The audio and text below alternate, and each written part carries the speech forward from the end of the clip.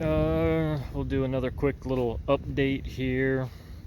I threw the cooler back in here, just sitting in there, because I wanted to take some measurements and see what I could do about mounting this a little bit better. I kind of wanted to use these flanges to mount it to these little angle irons, but there's a little hydraulical brake line right in the way, so I got some thinking to do. I'll come back to that later. Meanwhile, I just been spray painting, cleaning up stuff. I redid this with some gloss rather than that flat black. As you can see, I put the combustion chamber just kind of temporarily back on there, just so I don't lose it. But I'm gonna get some more of these stainless bolts. Keyword stainless. They hold up pretty well for the high heat.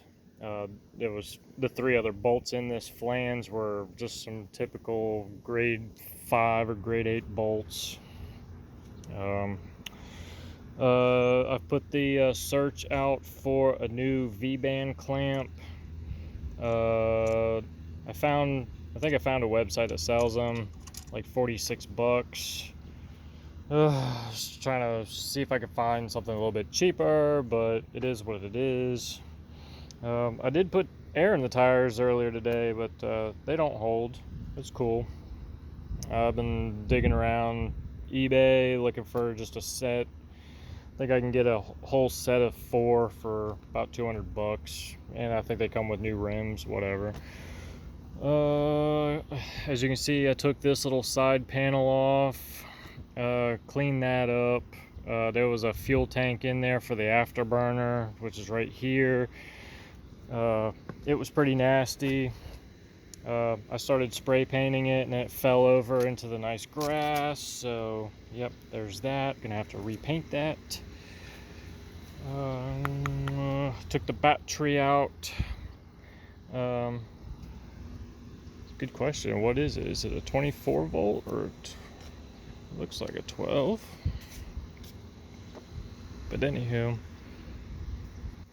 75, 800 cold cranking amps. No, false. 650 cold cranking amps. It looks like just a 12 volt battery. Ain't nothing fucking special about that. If anything, I'd like to maybe get a battery that's got top posts, because this had the side posts and they were turned the other way around, and they actually had to drill a hole in the seat for one of these posts, which makes no sense whatsoever. Like, why don't you just get a top post battery? But anywho, still cleaning stuff up here. I've been very hesitant, but I think I've made up my mind. I'm gonna take that whole fuel system out. You can see, so this tank that ran in here, that was just for the afterburner. It's got its own little fuel pump over there, but the turbine itself runs off of, yeah, that little tank there. Maybe a 2.5 gallon tank, maybe, I don't know. I doubt that's 5. That's like 2.5. But it's just got these, it's got a feed line and a return line. They run down here, goes to a pump, and so he's got a little shut-off valve here. There's a gauge, yeah, kind of obscured. Let's get a better view of this. So, let's see. Yeah, fuel comes in to this little rail back here under the turbo, under the compressor.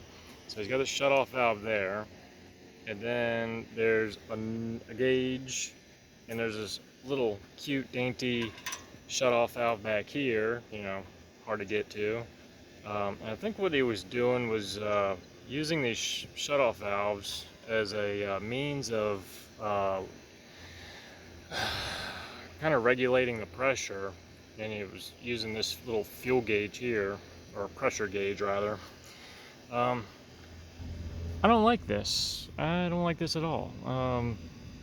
I like being able to read my gauges. So we're gonna relocate that, and these shut-off valves, or pressure regulator valves, we're gonna relocate those. We're gonna do just something different. I thought about maybe running the fuel line, instead of running the fuel lines right next to the battery, because fuel and electricity, don't really get along together. I wanted to maybe run the fuel lines on this side of the seat, and then boop, straight shot to the fuel nozzles. Look at that. I don't have to cross all this bullshit. Keep the electrical stuff on that side, keep the flammable stuff on this side. Yeah, that's just me. I don't know. This is all just temporarily installed,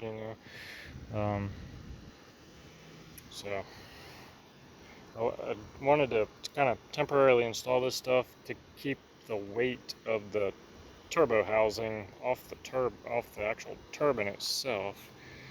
Because without this clamp, this housing weighs a fucking ton. She wants to kind of sag down and sit on that fan blade. So we'll try to stop that.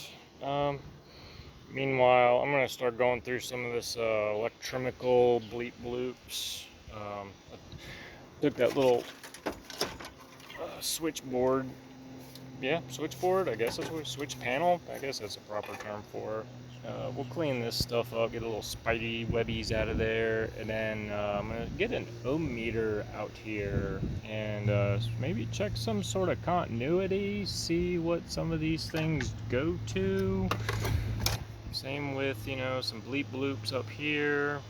I've kind of gone through.